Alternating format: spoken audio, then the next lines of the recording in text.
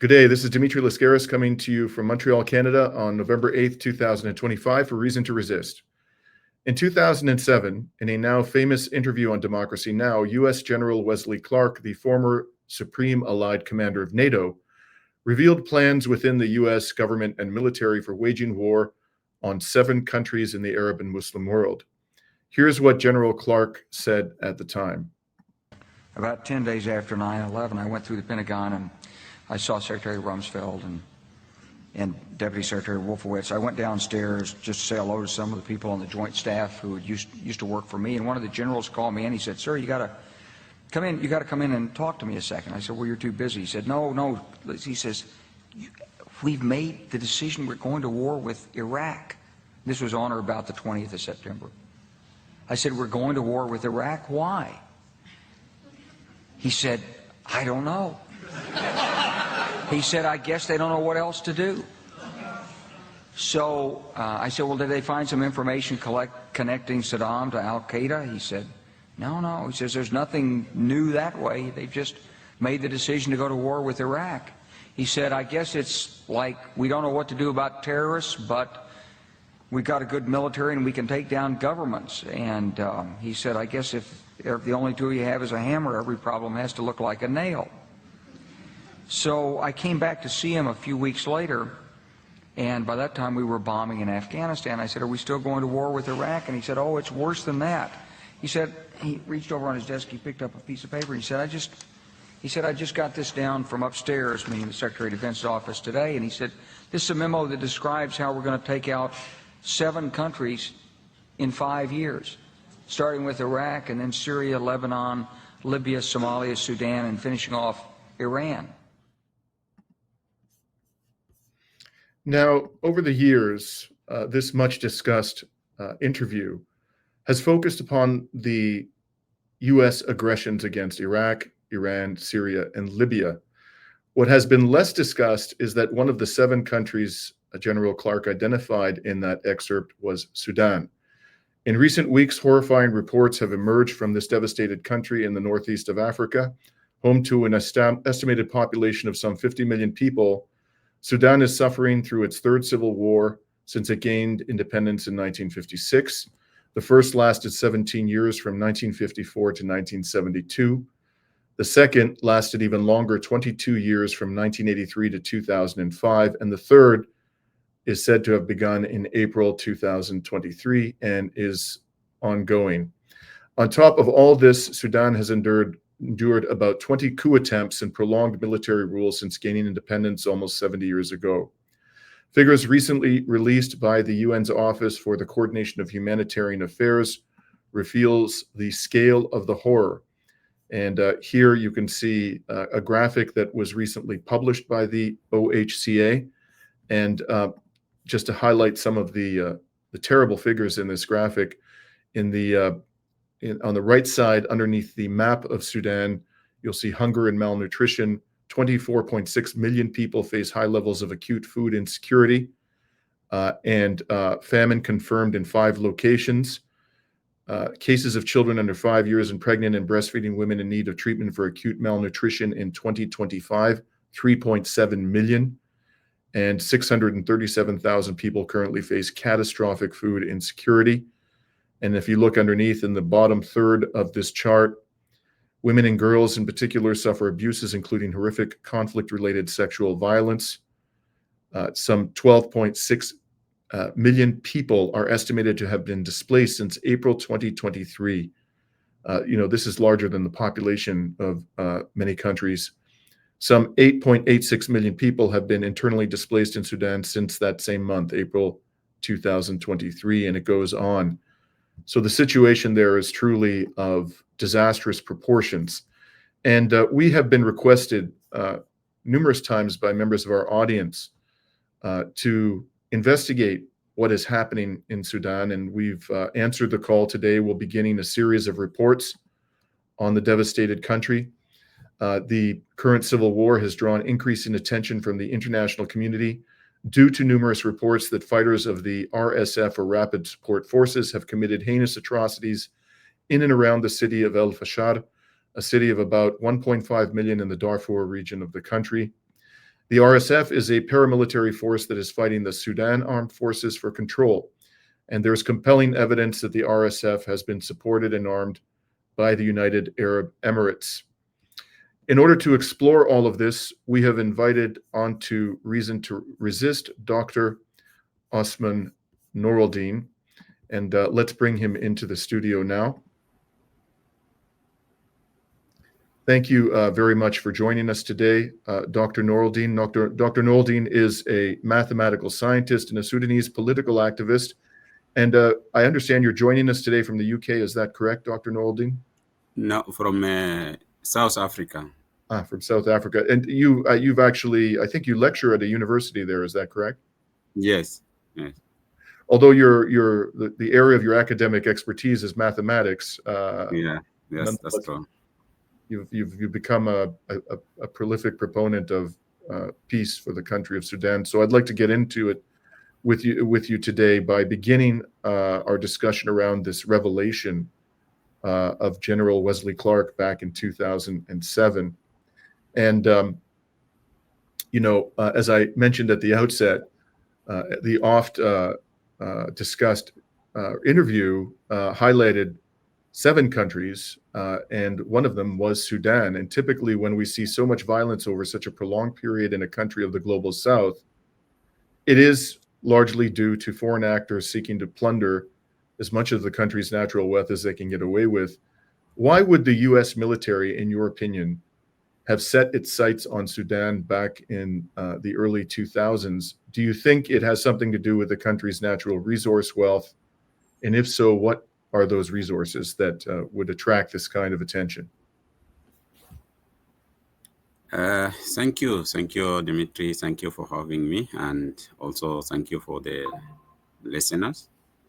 Well, that is a very important questions, and it's go back to beyond before the 2000s. So as we remember, during the Numeri era, United States of America has an oil company where that Schiffland already started exploring the oil in area in Sudan, which is in the Kordofan region called Mudlet Patients. So Sudan was already in that strategic significance of the United States because of its locations and also its growing oil potentials, and of course the political alliance of the whoever control the area on the Sudan. So, but the things dramatically shift in the earlier 90s when the Muslim Brotherhood took over the power from a short-term democratic period violently, and in that time the Khartoum regime under the Muslim Brotherhood regime was established a very close tie with the international Islamic movement, Islamic movement that is, and they also hosted the Osama bin Laden was hosted there, and also the same for several of years, and at that period, during that period, the what's called Al-Qaeda, which is pumped the USA embassies in Kenya and Tanzania. And so in response on that, the USA also put suspend relationship and impose sanctions to the government of the former regimes. And that measurement was, of course, is to sanctions the regimes, but the consequence is deeply affect the people of Sudan, and we have been affected with all those sanctions until after the revolutions that where we when after we overthrow that the al-Bashir regime. So and we had the transitional government. That transitional government worked very tirelessly to remove the name of Sudan from the list of the terrorist state that the USA put it. And we worked very tirelessly, and also pay USA asked to pay amount that the people have. We paid like approximately 300. Sorry, 300,000, 300 million USA dollars to remove the name of Sudan's. And so, the relationship between Sudan and USA is I think because of the geopolitics and also the Red Sea in Sudan, the Red Sea regions, and also the USA feel that there's some dangers that coming, from being the former Islamic regimes being in Sudan, and also the network that have. So that's what they think, that this is they are aligned with things. I think that's it. Can be a Right. So answer for. al-Bashir was viewed, if I understand you correctly, al-Bashir was viewed unfavorably by Western governments, viewed as being a state sponsor of terrorism. Yes. My understanding is he was overthrown in, was it 2019, and that he's currently in a prison in Sudan? Yeah, he was in a prison, but currently he's after the war broke, they went out of the prison, and they are still under the military. That is the government in Port Sudan. So, but they are the one who controlling this war from the ground. They are fueling, because even the RSF that we are going to talk about it later, it has been founded by Del Bashir, because he tried to weaken the military itself, and create militias. And one of those militias was the RSF, created during the al-Bashir regimes. So now when they fought, they are fighting each other. Now he's under the military leadership. It's somewhere there in Sudan. He's hiding, but he still try to fuel the war from the ground. And he's been indicted by the International Criminal Court. Yes, he's indicted by the criminal court, and even he came here in South Africa in 2015, around 2015, and the South Africans they want to hand over, but somehow he ran away, and Right. he's still keeping moving, but yeah. So who is in control of the capital now, Dr. Noreldin? The capital is under control. Currently, is under control of the army. It's under control the army. It was under control the Rapid Support Force, but the Rapid Support Army pushed the Rapid Support Force, and the Rapid Support Force ran to the western side, which is Darfur and Kordofan, some part of Kordofan, and some regions, almost Darfur. So currently, army control the Khartoum, but even that is not the same, because a lot of the infrastructure has been destroyed, and the life is not an easy people to live, and there are a lot of diseases. Hospitals are not functioning, so they are still controlling from Port Sudan, not from the capital, even though they are controlling the capital city, but they are governing from Port Sudan. And so before we get to the Rapid Support Forces, we are going to be discussing that. Are there any foreign actors supporting the Sudanese armed forces, and who are they? Look, this is very complicated. Definitely, there are foreign actors who supporting both sides.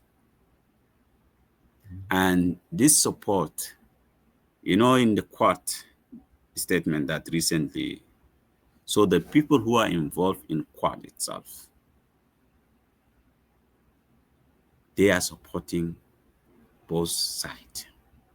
So the evidence are clear, but there's a complicity on that support. So based of some of them, they have their security or international interest. Some of them they see as a geopolitical interest, where the Red Sea, the goals, the resource. So they are fueling, the negative fueling is very complicated, and you can pick a names, but still, Mhm. uh, I, Egypt is sorry, Egypt is there. did I Egypt understand? is I'm sorry to interrupt. I just want to clarify one thing. I think you said the Quad. Is that correct? yeah, Quad. And what countries make up the Quad? The Quad is made by USA, Egypt, United Arab Emirates, and Saudi Arabia. And Saudi Arabia. Okay. Yeah, and Saudi Arabia. And so it's your opinion that that collection of countries, which is all of them are, I mean, you may or may not agree with this, but all of the three regional countries you mentioned are effectively vassals of Washington. Definitely, some of them are involved in fueling the war, but the statement that they came together, it's an out of negotiation between them. So the statement is positive for us as a Sudanese. Is a positive where when they both, all of them agree that pushing the two parties to come to the negotiate table and the ceasefire and open the humanitarian corridors. That's what we are looking for. So I think their statement is positive, and it's about to end if they are good willing to end the war. So, but if in fact they are supporting both sides, and that sounds to me as though they feel that their interests are best served if there's chaos and instability in Sudan. Do you think that that's the case? They view it as being in their interests for the country to remain divided and in a state of chaos? Some, I know they are feeling. There are some have they are afraid of being clearly supporting one side and indicate that this country or that foreign supporting this. They are afraid of from the fragmentations, because Sudan is very diverse. If it is divided, it's not going to be divided only in two, because currently RSF also has a lot of militias, and SAF itself has a lot of militias that working with them. So the division, I don't think that it's going to be a part of their solutions. It could be, but if you mostly for someone who's interested in resource, I think some of them, they may have in the mind that they want, they somehow they want to see their interest when there's the civilians government. Right. So they want to see, like a United States for now, the way I see, they want it, but they want their interest under some civilians leadership. Right. But currently, definitely, there are a lot of people who are benefiting from the war. I mean, Sudan is, if it were completely unified and it were led by a government reflective of the will of the people, a truly sovereign government, given its geostrategic location, as you mentioned, it has a coastline on the Red Sea, and it has other resources. My understanding is simply not oil. It has gold. It has a very important agricultural land in Definitely. and there may be other resources that I'm not mentioning, but I would imagine that the Americans would not want to see a unified Sudan that is truly sovereign and prosperous and pursuing policies that are reflective of the will of its people. Do you think that that's a fair statement, that they would not regard that as being in their interests, which appear to be, their goal appears to be to dominate the entire region? That seems very much to be Washington's goal. Yeah. To be honest, the Americans, whenever there's a resource, they are there. Definitely they will be there and they will be having their influence. But for us now, what we see, what definitely they spread it. We don't know what is in the heart, but what they are spreading to end the war. They want Sudan that united, and that's what they are saying. Sudan, they want to see Sudan is united, and definitely they want their security or control over the Red Sea. The Red Sea is where the geopolitics that come in. So the Red Sea is very important for them. They want to see. So if with this, I think their idea is, if Sudan is fragmented, there are going to be many militias, which is even they cannot be able to control. If there's a lot of militias, there are a lot of foreigners also. They have interest on the Red Sea. Russia is there, which is opposite to them. And China is there, Iran is there. So I think for now, they want to resolve this before get more complicated and more fragmented. That's what I see for now. Okay. Now, you mentioned a moment ago the ethnic diversity of the country. Could you talk to us about what are the major ethnic groups within the country, and to what extent has ethnic rivalry fueled this conflict? Yeah, that's look, that's a very, very interesting and very complicated questions in Sudan. There is also the common conceptions that people have in Sudan. When they see Sudan, they're saying the majority as the Arab, and that is, I think, it's not true. Sudan is very diverse. There is the Arab, even though the official language in Sudan is Arabic, but the Sudan is very diverse in terms of the ethnicity. So there's this who are the Arab descents are there, African descent are there. So when you go to the north, up north, you see the Nubians.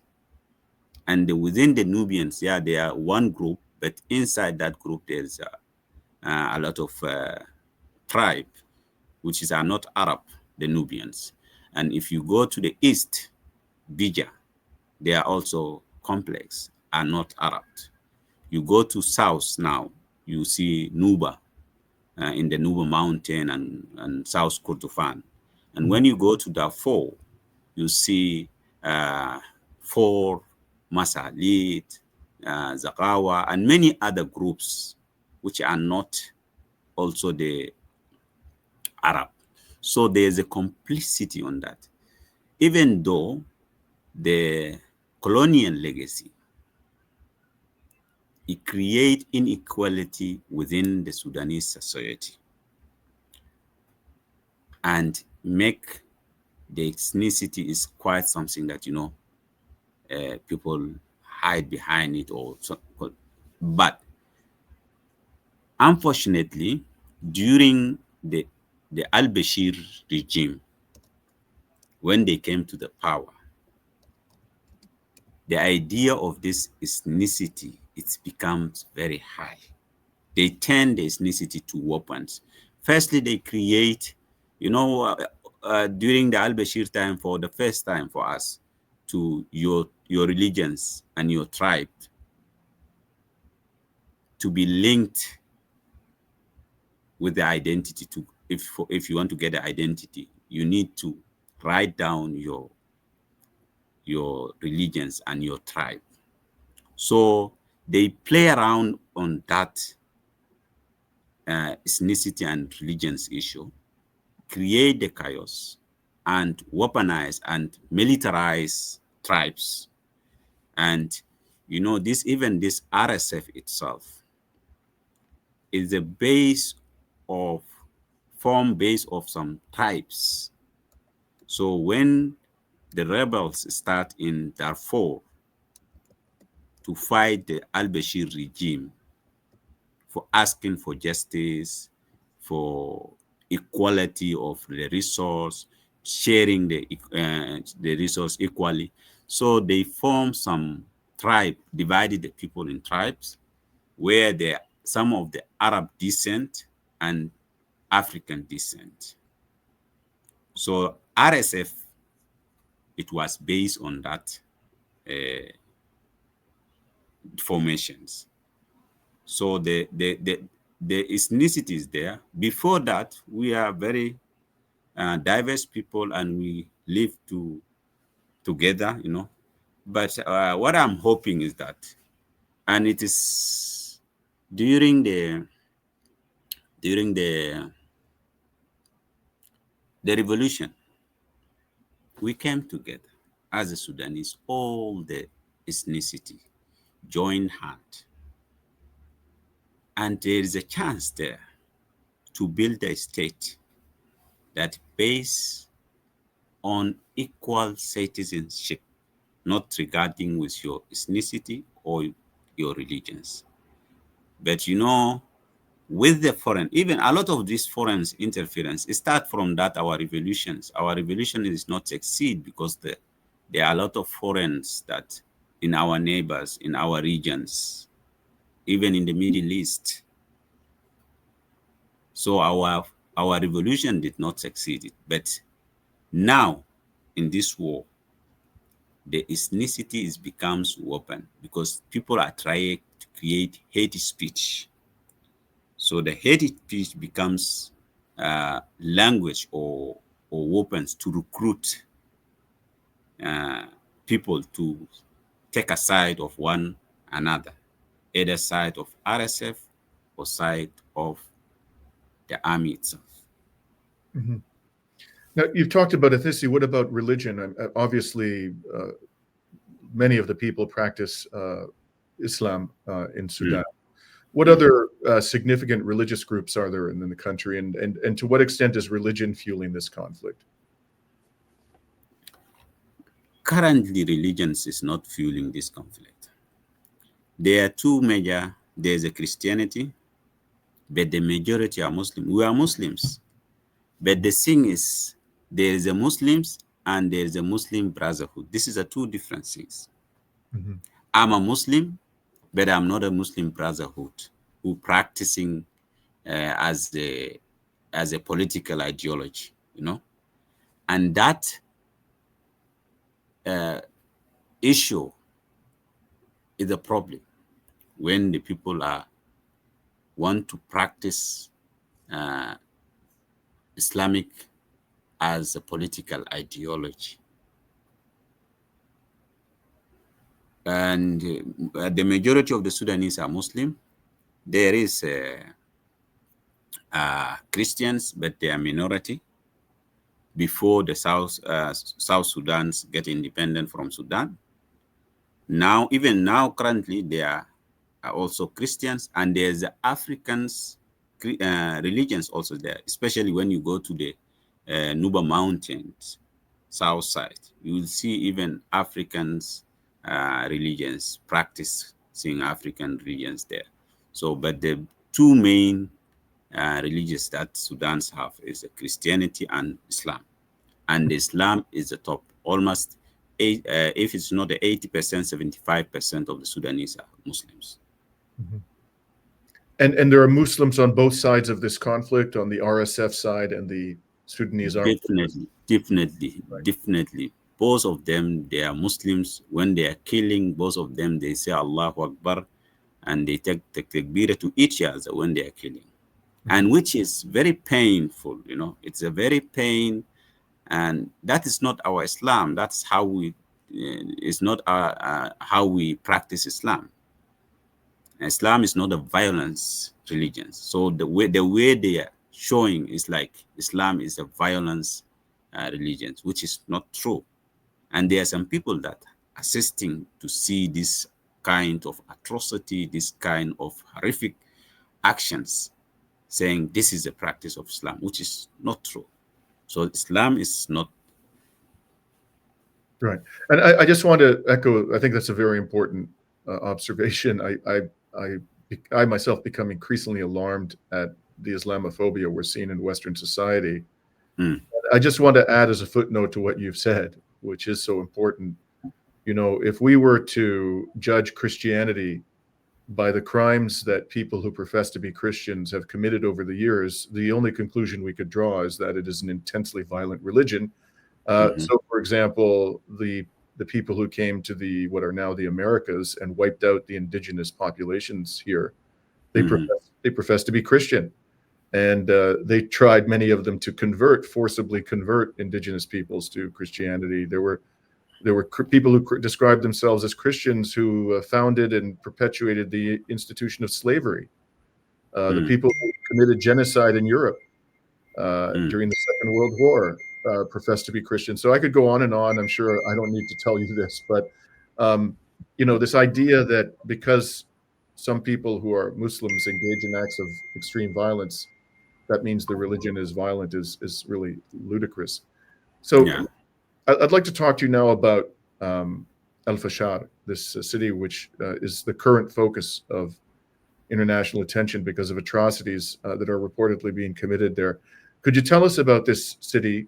What is its, you know, demographic makeup, broadly speaking, and based on what you've been able to glean from, you know, sources, reliable sources, what do you understand is happening there? Yeah, you know, that's the city where, you know, any horrific things or painful thing that you can imagine is happening on that city. And even currently now, as we speak, and the atrocity that has happened recently is not only in Fasher. There's a city called Bara, which is also, it's not seen on the media, but Bara and Al Fasher, where there are a lot of atrocities being committed very recently. So from that, the city of Al Fasher, which is the capital of North Darfur, and my extended family is from there. And as we speak, I lost a lot of my family, extended family, and some of them are missing up to now. We don't know where they are and how they are because the communication is cut off. So the city around it, before this war, around the city they are very two big internal camp called Zamzam and Abshok. So those are full of externally displaced people during the, you know, the 2003 and up to 2006, 7, up to 11, even before the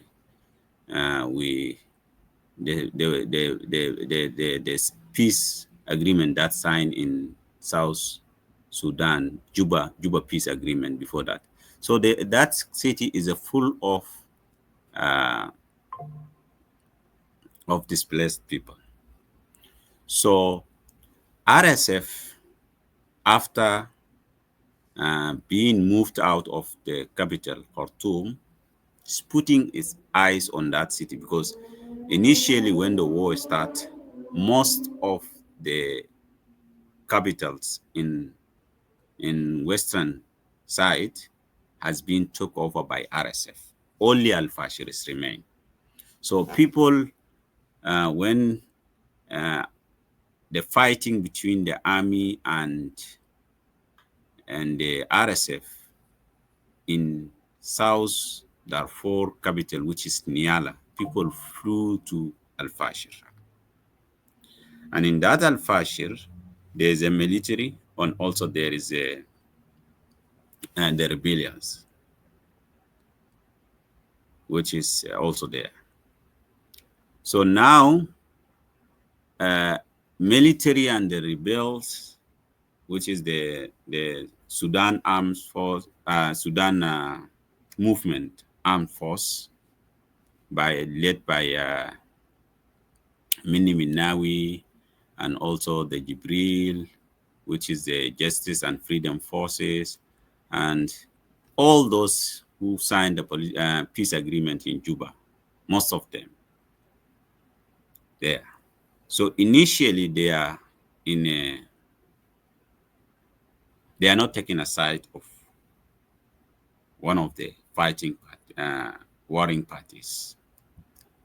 After they took a side, RSF tried to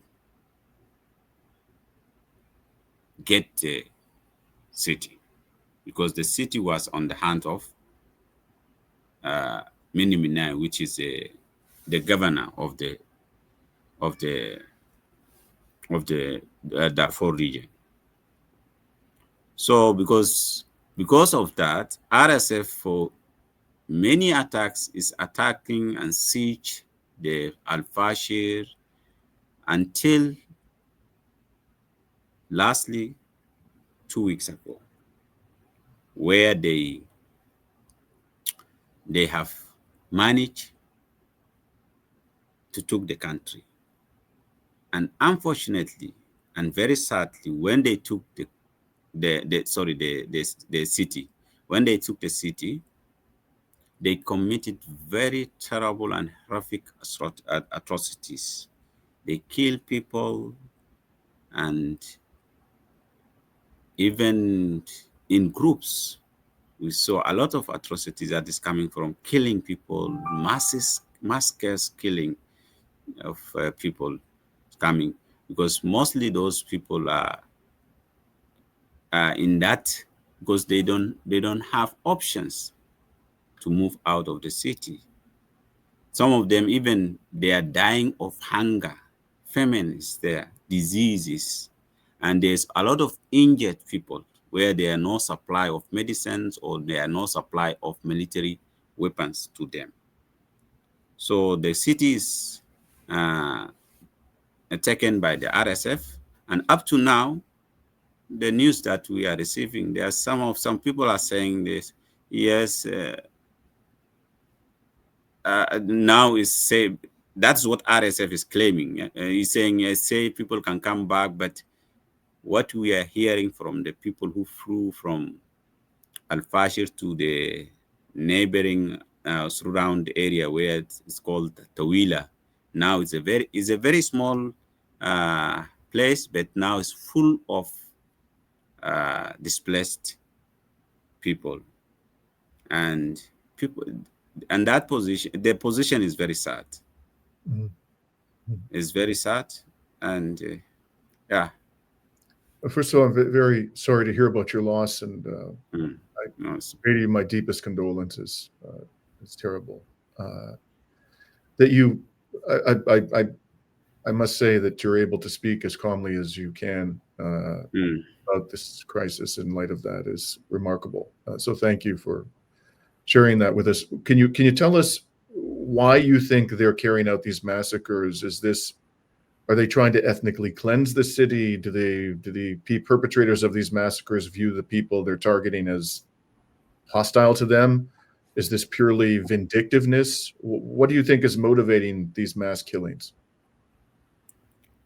I think within RSF, also they are, RSF itself, it's quite complicated. Inside RSF, there are some militias who are just join ethnically, as a ethnical group. They believe that they can benefit from the war. So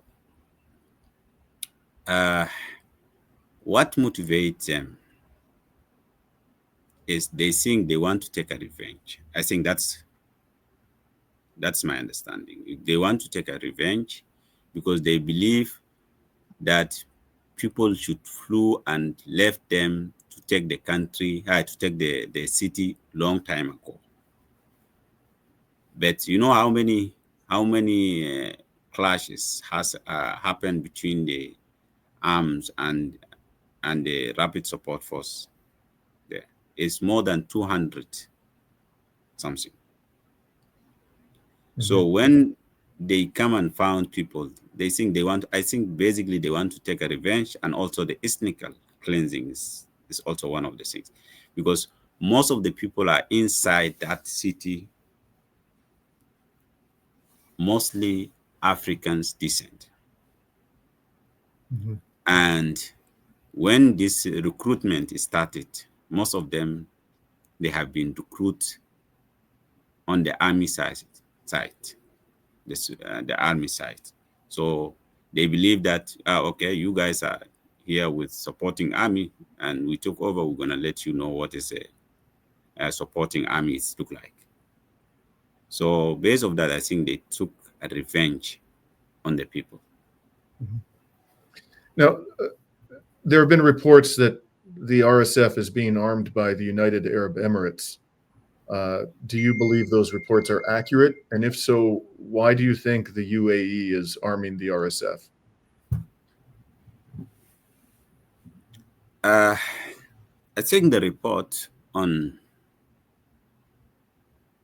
the AAU and the rapid support issue,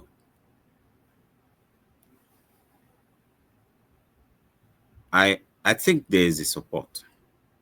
Definitely there is a support.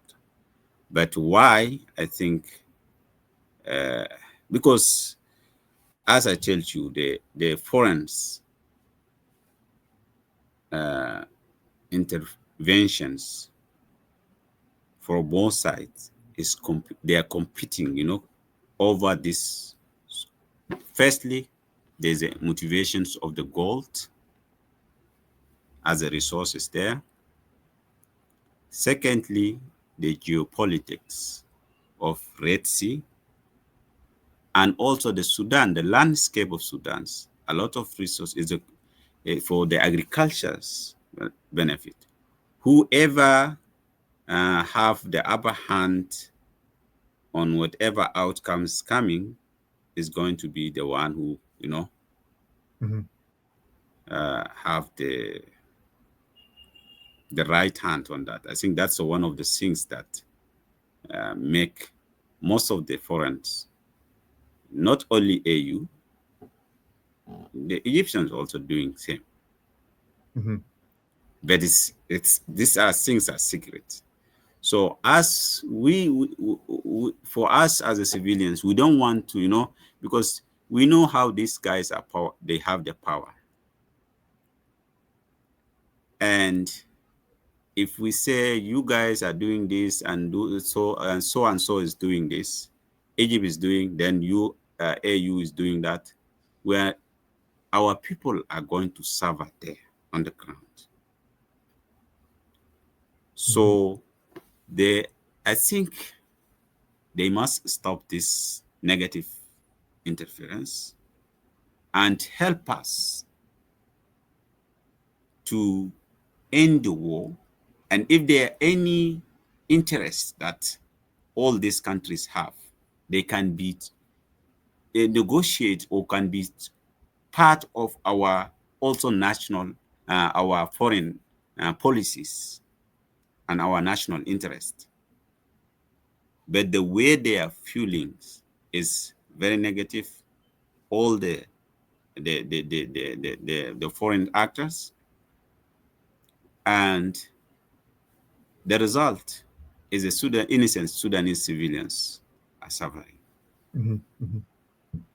I just want to highlight, Dr. Noreldin, a report that just came out in Canada. Put it up on the screen here. This is an organization, a wonderful organization called Canadians for Justice and Peace in the Middle East. And, about 8 days ago, they called for the Canadian government to stop sending weapons to the UAE because they say the UAE is fueling the genocide in Sudan. And I've highlighted here their report that armored vehicles that are made in Canada by a company called Streit, Streit, and have been sent to the United Arab Emirates or sold to them, have appeared in Sudan. Apparently, they're being used by forces of the RSF, and there's also reports of automatic weapons, rifles provided by Canada to the UAE have appeared in Sudan, being used by the RSF. So Canadians out there who are watching us today, I just wanted to alert you to the fact that there is this campaign calling for the Canadian government to stop sending weapons to the UAE. And quite apart from what is happening in the Sudan, which is horrible enough, the UAE is an egregious human rights violator. And there's no reason why Canada should be allowing weapons sales to that particular entity. Now, this brings me, Dr. Noreldin, to the question of Israel. You haven't mentioned Israel thus far. Israel, of course, during these past 2 years of genocide has attacked 7 or so countries in the region. And it obviously has a strong interest in what is happening in the Red Sea. Do you understand that Israel has played any role in this, or that the policies of the U.S. government towards Sudan are being influenced by Israel? Look, I think, now Israel is quite busy with, even though quite busy with what is happening in Gaza, but definitely Israel has some links. And the very complicated thing is that the link is between both of them, both the warring parties. Both of them, they have the link with the Israelis, even though there's no clear evidence of, we don't have a clear evidence of these links. But I'm very sure that both sides have the link with Israel. And if you remember, in 2019, Al-Burhan, the current the military leader, who went to Uganda and met Netanyahu. And at the same time, there are some informations are saying that the second general of RSF, which is Abdurrahim Dogolo, at some point also visit Tel Aviv, Israel. So I think both of them, they have link with Israel. So that's make also complicate. That's why you see sometimes one of these party have like a pull and also pull a lot of over control a lot of space, and then at some point you see that in the couple of months the SAF armed force was the one who leading in the conflict and has the upper hand, pushing rapid support force from a lot of cities, like in the central Al Jazeera, and even the capital city itself, Khartoum, then push it to Kordofan and Darfur. And now, very recently, we see the RSF is gaining power over the armed forces. So if you try to see this linked, you definitely see the connections between these two warring party and the Israel. Definitely the link is there. But as we don't know who's who, who's supporting who, but I can say both of them, they have a good relationship with Netanyahu. Right. And finally, what can we in the West do? I mean, those of us who want to bring an end to the bloodshed in Sudan and the suffering, What should we be telling our elected officials in the West to do? I think that's a very most important and crucial one. Western, and you can do that, support the civilians effort. Sorry, the civilian effort. The civilians, there are a lot of civilians now, they are moving around saying that these both warring parties, they are in one side, which is the continuation of the war itself. And both of them, they are benefiting of the war, of the continuation of the war. And the civilians are saying no to this war from the beginnings. And from this kind, there's a lot of civilians. We have civil society, resistance committee, political parties that are raising this stop the war and immediate ceasefire and only political solutions for this conflict. Because there's no, as far as today, if today we have this ceasefire today, is better than having tomorrow. Because the people who are paying the price are the civilians, are innocent civilians. So what we want from you guys, to pressure on your governments, to put a pressure on both warring parties, not only one, not only focusing on rapid support force because of their militias. They are militias now, but now they are big, and they have also foreigners who can, they support them. From the other side, the armed force, it's supposed to be Sudanese armed force. The name, we call them SAF, right?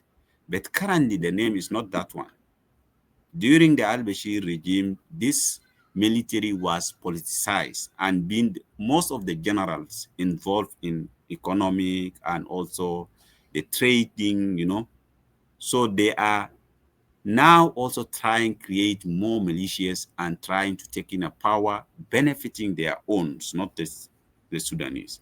So what we want from the West as a board, if they can put a pressure on both warring parties and support the effort that is calling for ending the war. And now, that why I say that Quad statement, the recent Quad statement is even though the people who have